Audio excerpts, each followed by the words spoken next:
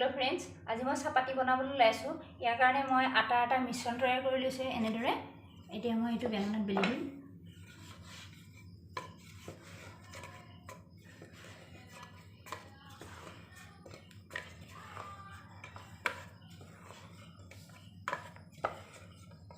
रुटिर कारणे जिखिनि दरकार हय एनेदरे मैं मिश्रण एटा तैयार कर लैছো।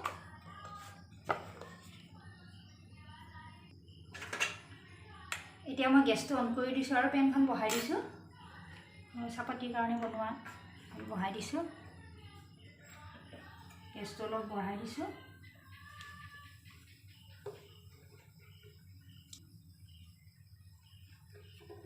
এতিয়া চাপাতিৰ কাৰণে মই এনেকৈ তেল দি দিছো।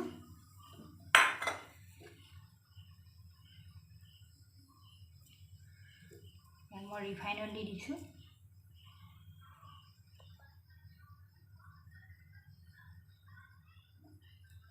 ধুনীয়াকৈ ফুলি আহিব ধৰিছে। মই নেক্সট এনেকৈ দি দিম। আকৌ অলপ ৰিফাইন অইল দি দিছোঁ। গেছটো অলপ কমাই দিছোঁ।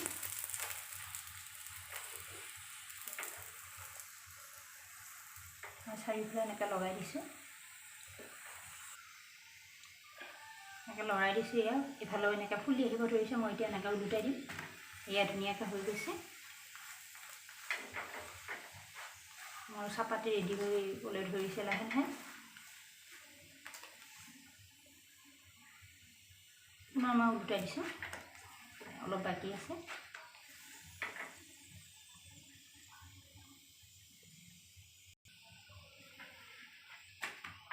উলটাই দিছোঁ।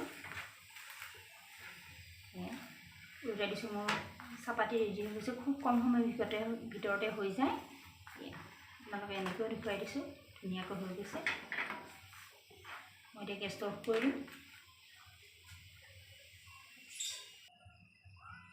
এয়া মোৰ চাপাতিখন ৰেডি হৈ গৈছে। আপোনালোকে এনেকৈ বনাই খাই চাবচোন। আপোনালোকে এনেকৈ বনাই খাই চাবচোন। আৰু যদি মোৰ ভিডিঅ'টো ভাল লাগে তেনেহ'লে এটা লাইক কৰিব, শ্বেয়াৰ কৰিব আৰু ছাবস্ক্ৰাইব কৰিবলৈ নাপাহৰিব। ধন্যবাদ।